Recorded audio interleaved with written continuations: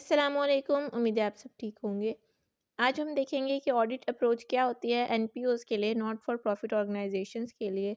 क्योंकि हमारे पास जो है एंटिटी होती है वो एक स्मॉल एंटिटी भी होती है, नॉर्मल एंटिटी भी होती है। स्मॉल एंटिटी वो जिसमें एनपीओज़ वगैरह या फिर स्मॉल बिजनेसेस या इस तरह के सोल प्रोप्राइटरशिप या फिर पार्टनरशिप वगैरह आ जाती हैं। लेकिन नॉर्मल एंटिटी वो होती है जिसमें हमारे पास लार्ज बिजनेस सेटअप होता है, ठीक है। तो आज हम देखेंगे एनपीओज़ के लिए क्या ऑडिट अप्रोच होगी। सबसे पहले देखते हैं कि एनपीओ क्या होता है। एनपीओ जो है वो प्रॉफिट के लिए वर्क नहीं करती है। Its objective is to provide services to society as a whole और to a group in society.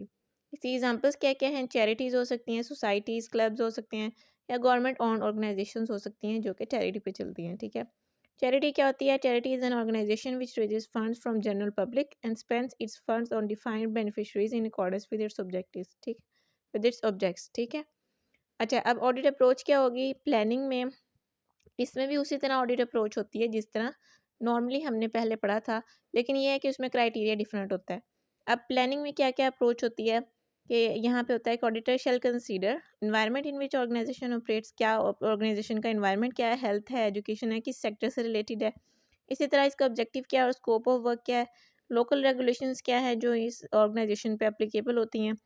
Form and content क्या है फाइनेंशियल स्टेटमेंट का, और की ऑडिट एरियाज क्या हैं, फॉर एग्जांपल कैश है या फिर कोई और इसका एरिया है, ठीक है। नेक्स्ट हम देखते हैं इसमें ऑडिट अप्रोच क्या होती है रिस्क असेसमेंट में। इसमें भी हमारे पास इनहेरेंट रिस्क, कंट्रोल रिस्क और डिटेक्शन रिस्क की आती हैं, ये जो भी कैटेगरीज होती हैं। अब इसमें देखते हैं कि रिस्क क्या होते हैं और उनके ऑडिट अप्रोच पे इफेक्ट क्या होते हैं। अच्छा, ये हमारे पास है इनहेरेंट रिस्क इनकम से रिलेटेड और ये हमारे पास है इनहेरेंट रिस्क एक्सपेंसेस से रिलेटेड, क्योंकि एनपीओज में नॉर्मली इनकम और एक्सपेंसेस ही होते हैं। इनकम से रिलेटेड अगर क्या क्या क्या रिस्क हो सकते हैं कि अगर income of charity is derived Holi from donation, कि अगर सिर्फ डोनेशन से इनकम आ रही है तो भी उसमें हो सकता है कि उनकी जो फाइनेंशियल स्टेटमेंट है, मतलब इकोनॉमिक कंडीशंस हैं जो भी, वो डिफर होने की वजह से जो है वो चैरिटी भी डिफरेंट हो सकती है। डोनेशंस जो लोगों से की तरफ से आ रही हैं उनकी अमाउंट भी डिफर कर सकती है, ठीक है।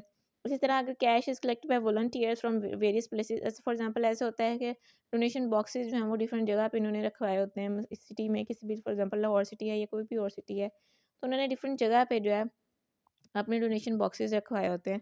तो जब वहाँ से महीने के बाद वो कलेक्शन करते हैं तो जो वॉलंटियर्स उन उस अमाउंट को लेके आते हैं, तो इसमें भी ये रिस्क हो सकता है कि वो उसमें से कोई ना कोई अमाउंट अपने साथ अपने पास रख लेते हो, तो ये भी रिस्क इसमें अराइज हो सकता है। नेक्स्ट हमारे पास है इनहेरेंट रिस्क जो कि एक्सपेंसेस से रिलेटेड है। अच्छा, इनकी एक्सप्लेनेशन साथ-साथ लिखी हुई है, मैं आपको वैसे एक्सप्लेन कर रही हूँ, तो उम्मीद है कि आपको समझ आ जाए, कि नहीं आई तो आप इसको रीड आउट कर लीजिएगा, ठीक है। अच्छा, एक्सपेंसेस से रिलेटेड क्या है कि अगर तो सिचुएशन कॉन्स्टिट्यूशन ऑफ चैरिटी जो है वो ट्रस्ट बेस्ड है, specifies how income is to be spent या एक्सपेंडेड। वो आपको ये, मतलब आपको ये डिफाइन किया जाता है कि आपने जो है वो इनकम को कैसे स्पेंड करना है। तो उसके बाद उसमें भी आपके पास थोड़े बहुत जो स्कोप लिमिटेशन आ सकती है कि वो एक्सपेंडिचर जो है वो उसको डिफरेंट कैटेगरीज में एडजस्ट करने की कोशिश करेंगे कि अगर एक्सपेंसेस ज़्यादा हो जाएँ तो। और अगर स्पेसिफिक इंस्ट्रक्शन है कि डोनेशन की यूटिलाइजेशन से, मतलब फॉर एग्जांपल किसी ने कहा है कि बाज़ औक़ात जो है कोई जैसे हॉस्पिटल में लोग जो है वो चैरिटी के तौर पे, डोनेशंस के तौर पे कोई ना कोई वार्ड वगैरह बनवा देते हैं। तो कभी-कभी किसी कोई पूरा वार्ड ही किसी के नेम होता है, किसी के नाम पे होता है कि उसने डोनेशंस दी होती हैं। तो जब वो डोनेशन दे रहा होता है तो उसमें कोई ना कोई इंस्ट्रक्शन स्पेसिफाई कर देता है कि इसको इस तरह किया जाए या फिर इसमें आपने इस तरह करना है कि अगर इसको फॉलो करेंगे तो ही आपको डोनेशंस मिलेंगी, उसके अलावा नहीं मिलेंगी, ठीक है। इसमें ये रिस्क हो सकता है। नेक्स्ट हमारे पास है, if constitution of charity requires that administration expenses expenditure can't exceed a certain percentage of income, ठीक है। एडमिन एक्सपेंसेस जो है वो एक सर्टेन परसेंटेज से ज़्यादा नहीं हो सकते, तो इसमें भी जो है वो रिस्क है कि वो अगर तो एक्सीड होगी, लिमिट एक्सीड होगी तो वो मिसक्लासिफाई कर देंगे इसको, ठीक है, एक्सपेंसेस को। अच्छा, ये तो हमने पढ़ा इनकम और एक्सपेंसेस के लिहाज से।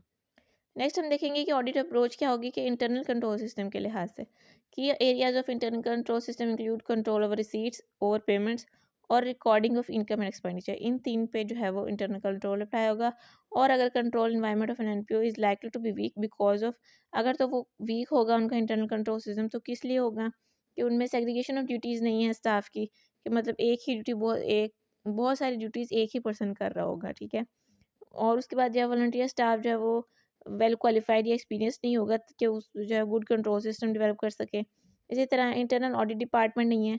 ज़ाहिर बात है, जब एनपीओज़ में भी अगर डोनेशंस कलेक्शन हो रही होती हैं या फिर उनको कहीं न कहीं खर्च किया जा रहा होता है किसी पे भी, तो उसका हिसाब किताब भी रखा होना चाहिए, ठीक है। कि पता होना चाहिए कि कौन-कौन डोनेशन दे रहा है, कहाँ पे वो खर्च हो रही हैं।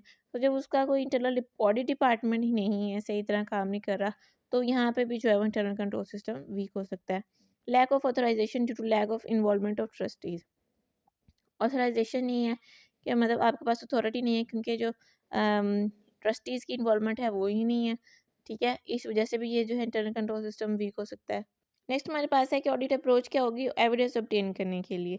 सब्सटेंटिव टेस्टिंग अप्रोच, इसमें जो है सिस्टम बेस्ड अप्रोच नहीं होगी, क्योंकि यहाँ पे कोई सिस्टम होता ही नहीं है, ठीक है? सब्सटेंटिव टेस्टिंग अप्रोच होगी और एनालिटिकल प्रोसीजर्स होंगे, और एनालिटिकल प्रोसीजर्स ज़्यादा इंपॉर्टेंट है, क्योंकि वो जो है रीजनेबलनेस को इंश्योर करते हैं, ठीक है?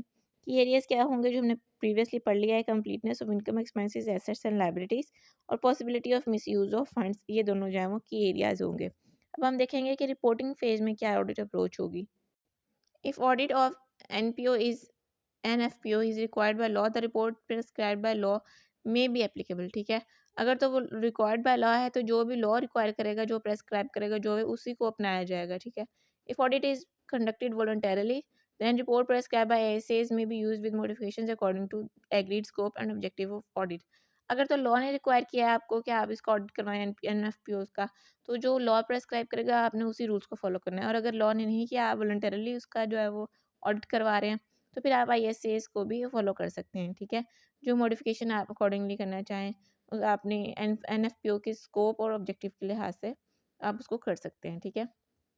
अच्छा जी, आज के लिए यही था। आज हमने NFPO से रिलेटेड पढ़ा, वो क्या होती हैं, क्या-क्या उसमें ऑडिट प्रोसीजर्स होते हैं, क्या ऑडिट अप्रोच होती है। उम्मीद है आज का लेक्चर आपको समझ आया होगा। अपना ख्याल रखिएगा। अल्लाह हाफ़िज़।